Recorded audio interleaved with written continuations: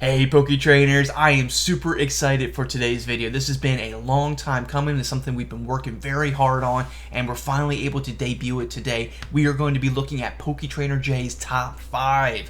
So we are going to go through all the generations, Pokemon, shinies, Pokeballs, gyms, all this stuff, guys. We have it all lined up.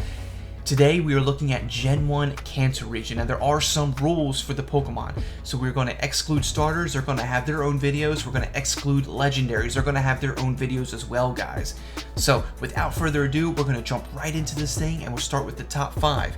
Now at number 5, we have a Pokemon that has been amazing to have for Gen 1. However, may not have been the easiest, but we're looking at Machamp. This guy is super cool, pure fighting type, raw energy, 130 attack, a little bit on the slower side, but this Pokemon is it, guys. He is a very, very cool Pokemon, a very strong Pokemon, good to have on your team.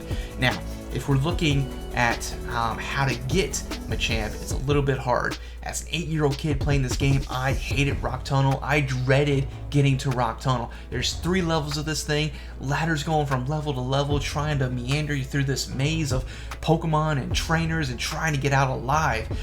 The little gold nugget of Rock Tunnel is Machop. If you're able to get a Machop, evolve it to Machoke, you have this painstaking, arduous task of now getting your Machoke into a Machamp. So now, as a 8-year-old kid in the 90s with no internet, no cell phones, you have to somehow arrange for you and your friend to trade Machokes to get Machamps and then get your own Machamp back again. And fortunately, you know, we're doing this after school, and my mom, his mom, yelling at us to get in the car. We're trying to get these Pokemon, and that is why it's at number 5 on this list. Number 4 on this list, however, is going to be a little bit easier to get. We are looking at Nidoking. Nidoking is a staple in my lineup, probably in a bunch of other people's lineup too. The moment you get to Viridia, which is right after Pallet Town, you can turn left and go to the Elite Four. Can't go to the Elite Four yet, but there's a patch of grass there that has a male Nidoran. If you're able to catch that male Nidoran, you can evolve it to Nidorino. And the moment you get into Mount Moon, you can use a Moonstone. And now you have a Stage 3 Pokemon very early in the game. Long before you get to Cerulean and before you even have to fight Misty, you have a Stage 3 Pokemon that is just wreaking havoc on everybody. A nice Pokemon to have. It is a Poison and Ground type. There are no Fairy type Pokemon in Gen 1, so it doesn't really help it there, but Grass Energy is great. It can learn Earthquake, which is just a game changer in Gen 1. Earthquake was a very solid move to have. So, going into a number 3 slot, guys, we are looking at Haunter. This guy is awesome. I love the way he looks. I didn't go the route with Gengar because A, it was very difficult to get Gengar because same thing, you had to trade your Haunter with a buddy in order to get Gengar. Now, although Haunter may not have the same power and stuff like that, it still was a valuable Pokemon to have for being a Ghost and Poison type in the game. It being the Ghost type, it was able to be immune to normal attacks, which is a huge benefit for you. Now it also has Hypnosis and is a great Pokemon to give use Hypnosis on other Pokemon, whether it be to catch the Pokemon or to take down the other opponent's Pokemon. So very, very good Pokemon to have. The only way you're able to get this Ghost type Pokemon is that you have to go to Celadon, get yourself a Silphscope, go back to Lavender, go in the tower, get yourselves a Ghastly or a Haunter there, guys.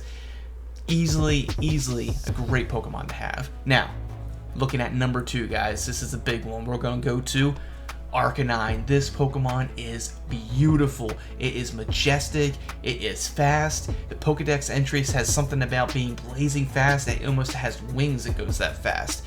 This thing is beautiful. It is a pure fire type and is easily one of the best Pokemon for fire in the game. Definitely rivals Charizard and Moltres. It is even said in Pokemon Emergency that it could even be in the realm of a legendary type Pokemon. On the stone tablet, there are 3 carvings of the legendary birds Articuno, Zapdos, and Moltres, and in the bottom right corner is a carving of Arcanine. Such a cool Pokemon. It's very cool to think that they initially thought of this as a legendary Pokemon. Very cool in my opinion, guys. Now, Before we get to our number 1, guys, we are going to look at 2 honorable mentions, and it should kind of give you an idea who that number 1 Pokemon is. So our first honorable mention is going to be Alakazam. This Pokemon is a very, very high power Pokemon, and literally the definition of a glass cannon. This guy's defense was not very good, but in Gen 1 you didn't really need it because he was so overpowered.